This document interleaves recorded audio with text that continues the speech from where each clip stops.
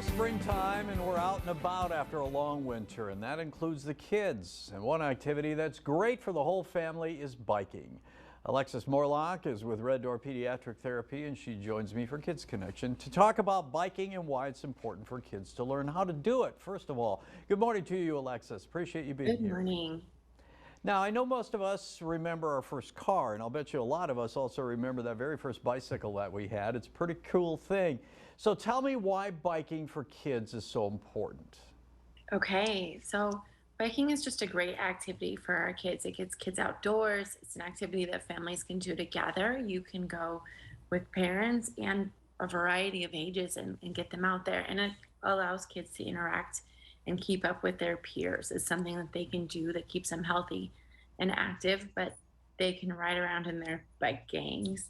It also teaches kids independence, safety awareness, and multitasking. And we all know that when you're out biking in the environment, it's never quiet and not distracting. And a lot of our kids today struggle with focusing on one task when they're focusing on their iPads or their screens or televisions.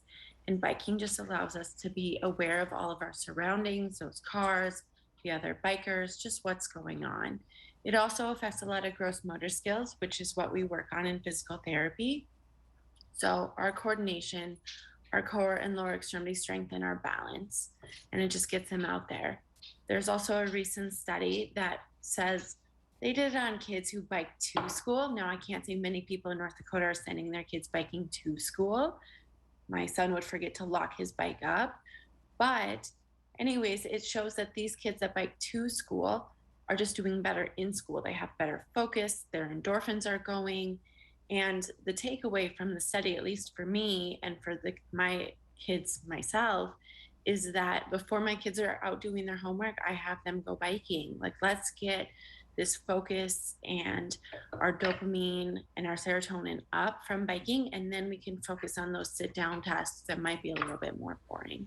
You know, Alexis, I find that really interesting, that study that you just talked about, because, you know, the riding to school, the kids do better, but also what a great idea to get things rolling physically, mentally, and things like that. When you're out on the bike, you're just more alert, you're aware of your surroundings and things like that. I think that's really cool, and it's a neat study to know that they came up with that finding. So as far as riding a bike, when should a child start riding a bike? I know we start them with the big wheel or whatever it is when they're very young, but as far as a real bicycle, when should they start going on that? Yeah, so please know that every kid is a little bit different when they're hitting their milestones, but we just have our typical general ages that we're hoping kids are out there doing stuff. So once we hit a year old to right before two, we're getting kids those push cars so they can work on coordinating their lower extremities, moving one, then the other. Strider bikes will do the same thing, which is our balance bikes that don't have any wheels. That also works on our balance and our core strength as well. We just want kids to start stepping on to bikes, turning them, and getting used to doing two things, moving them forward and steering, and having those distractions present. When we hit 2 to 3 years old, we want them to go on a trike. Now, a trike is definitely different than a bike with the training wheels because a trike will set you back further and you don't need as much leg strength to pedal, just it's a different angle. So, we're hoping that these kids are working on that multitasking turning, but now they have less control since they don't have both feet on the ground and they have to be propelling themselves in that consistent pattern.